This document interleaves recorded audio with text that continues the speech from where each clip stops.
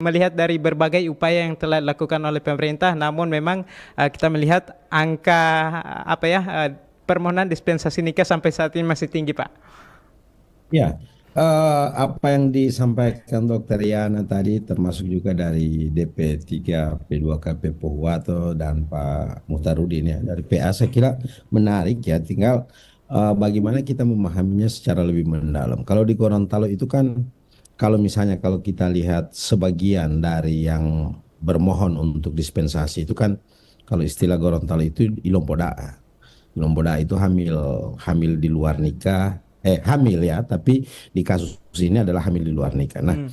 kenapa sekarang itu agak tinggi? Lalu kemudian misalnya kalau kita kaitkan dengan berbanyak kasus aborsi di kalangan yang usia-usia masih rentan seperti itu atau remaja, eh, saya kira juga ini terkait dengan kebebasan di kalangan remaja, baik misalnya kalau konteks Gorontalo itu Wawahea ini sekarang udah luar biasa. Wawahea itu tidak sekedar fisik ngumpul sana ngumpul sini, tapi Wawahea yang digital itu di DM di Instagram TikTok itu kan luar biasa kalau kita lihat kebebasannya. Dan dulu kalau di Gorontalo istilah mutilan tahu atau pacaran itu kan nanti setelah SMA. Hmm. Sekarang sudah level SMP, mutilan tahu itu sudah banyak, dan bahkan kalau kita lihat dari beberapa informasi di media yang sudah tidak perawan sejak SMA itu juga sudah banyak. Nah, kalau misalnya dulu juga kita lihat misalnya tren orang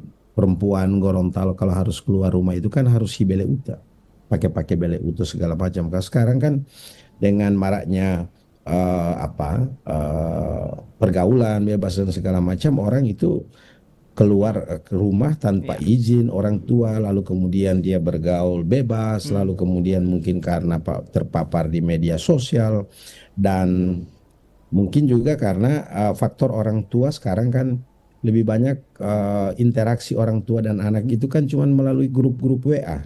Iya. Karena orang tua dari pagi sampai sore kerja, anaknya dari pagi sampai sore di sekolah kegiatan, malam baku dapat di rumah, itu pun sudah capek semua, semua di HP masing-masing. Jadi interaksi orang tua, konseling yang kita maksud konseling itu di dalam rumah itu kan sudah mulai berkurang. Nah, oleh karena itu menurut saya yang harus kita lakukan adalah agenda yang sifatnya komprehensif.